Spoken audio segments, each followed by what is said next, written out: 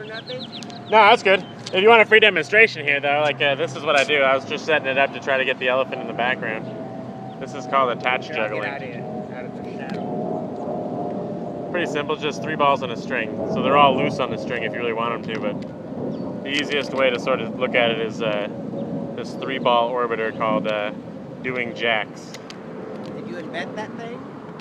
No, I've played with it for like 12, 15 years or something now. I've evolved it into fire and different weights. I make them out of billiard balls. But this is actually the original brand. Astrojax is the original brand that started this 3-ball orbiter. But since it's evolved to like 2-ball orbiters are called monkey knuckles now. So I call the whole idea of this three-dimensional orbiting, it's called. I call it free doing. And AJ stood for Astrojax when it started. I sort of recoined the term to mean it attached juggling.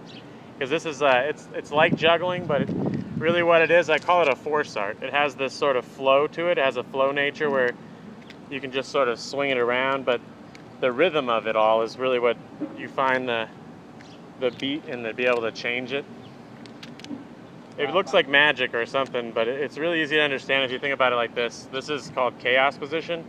And so I look at it, it's like how you're holding it and what you do with it, because I was doing Tai Chi and breakdancing. So from this position, I realized that it's not going to tangle in its most complicated hold with 3 things hanging down if these 2 hang lower than this and they don't go through here. So you just sort of learn to close up that idea and then swing the 3 different masses just by not trying to control these. This is the sort of platform, my soapbox now. Like you go with the flow. It's very zen. You just sort of have to let it happen. If I would try that, I'd have a little bird's nest in my hand. I think that happens because this idea, if you let it go through there. So if you keep an idea of paying attention to the flow, you really just learn to go with the flow and you like let it swing. So that's the Tai Chi part of it, just moving your body with it and holding it.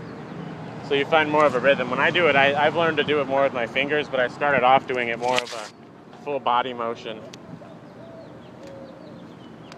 It gets really tangled, and you think sometimes it's going to become like completely tangled. Yeah, a little spaghetti factory of mess, but if you think about how you're holding it and not what this is doing, it makes more sense. Like instead of watching this is the illusionist trick, like they pay attention to what's distracting you. Watch how I'm moving and not what they're doing. Because they'll get all confusing, but I can just do a simple body motion and get a rhythm to it that is just going to make it do something. I trust in that chaos of it. Just go with the flow. It's very like transcendental meditation or something when you get into it to the level I look in it. To be doing it for 15 years, I definitely had to invest some idea to it. Do that like a camera on slow motion. That would look cool, you know. Yeah, there's a culture to Astrojax. There's a lot of other people out there that play with this small, the 3-ball version of it. I'm evolving it more to a culture than a product though, because I'm making so many different versions. I wear it around my neck all the time. I work with autistic children and special needs students at high school. Capture their attention. That's called stemming. When if you ever seen people with autism, they might rock. Yeah. So that rocking's like a rhythm to it. They call it stemming. They don't necessarily look at it as a good behavior, but I think stemming is what I do with this all day long, and it can be very focusing. Like just learning how to. If you were chi walking everywhere you went, you'd be in like a very calm state all the time. I hope this camera's getting everything. Yeah, I try to not pay attention to it when I set it down, so that a lot of times I play out of frame. Oh. But it gets some of it, yeah. But if you get a friend to video you. Yeah, I want to try to actually do like professional shoots eventually and get real cameras, not just my cell phone. This is just my iPhone, so filming the way I'm filming it too, it's a lower resolution. But I had a GoPro, it broke. It stopped working.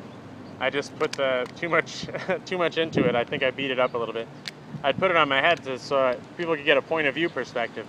If you look up attached juggling, or my name's Mike Wise. I'm sorry, I didn't even introduce myself. Lacho. Lacho? Yeah, pleasure. Thanks for your time.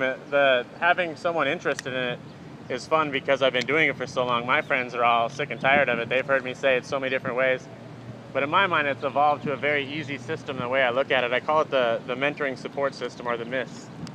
Because it's missed a lot of people. It's hard to look at something so complicated and think you can't really describe what you can do with it. You more describe what you do, and then this thing reacts with you. Yeah, like I said, I'd have a big knot in my hands. Yeah, see, there's one of them already. But the reason I've tangled so many times, I realized what I kept doing to untangle it was throw it back through there. So you can do different positions, and you just learn to do positions where I can't let that turn too far around or it's going to be completely tangled. So you just sort of it keeps you really focused. It gives you something like a point, an object to pay attention to. So you can get it to the point where it looks like it's tangled. These are called locks, like where it actually stops it. Yeah. But I can take this one and normally it'll come back out unless I did it wrong. Yeah, see, I actually got it hooped around there. That's pretty cool.